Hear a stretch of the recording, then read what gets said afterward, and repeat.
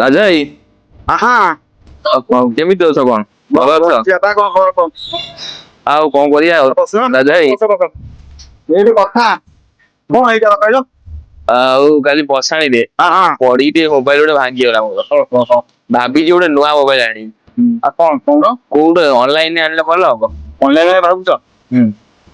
ଅନଲାଇନରେ କଣ ହବ? ଖାଇଦା କଣ ହବ? ଅନଲାଇନରେ ଟିକେ କମ ରେଟରେ ପଡିବ। ନାଇଁ ଅନଲାଇନ କିଣିଲେ ଯେତିକି ଟଙ୍କା ପଡିବ ସେମ ପ୍ରାଇସ ପୁଣି ତମକୁ ସେମ ପ୍ରାଇସ ରହିବ। ଆଉ ତାପରେ ସୁବିଧା ନ କହିଲୁ ମୋବାଇଲ ଟା କିଣିବୁ, ଡେମୋ ଦେଖିବୁ, 5ଟା ଡେମୋ ଥୁଆ ହେଇଛି। ଡେମୋ ଦେଖିବୁ, ଡେମୋ ସହ ଟଚ୍ କରିକି ଗୋଟେ କିଣିବୁ। ବର୍ତ୍ତମାନ ଗୋଟେ ପାଇବୁ, ତା ସାଙ୍ଗେ ଗିଫ୍ଟ ଅଛି। ବହୁତ ପ୍ରକାର ଗିଫ୍ଟ ଅଛି ଦେବେ। 5ଟା ଗିଫ୍ଟ ପାଇବୁ। ଅନଲାଇନ କଣ ପାଇବୁ? ସେ ସୁବିଧା ରହୁଛି ଅଫଲାଇନରେ। ଅନଲାଇନ ଛାଡ, ଅନଲାଇନ ଛାଡି ଦିଅ।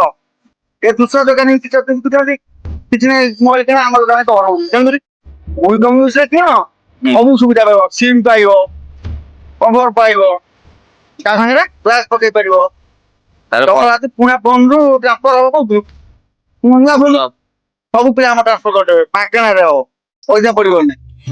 ବର୍ଷକ ପର୍ଯ୍ୟନ୍ତ ତମର ଯେତେ ପ୍ରକାର ଅଛି ଯାହା ମାନେ ପ୍ରୋବ୍ଲେମ ସେତିକି ମାଗଣାରେ ପାଇପାରିବ।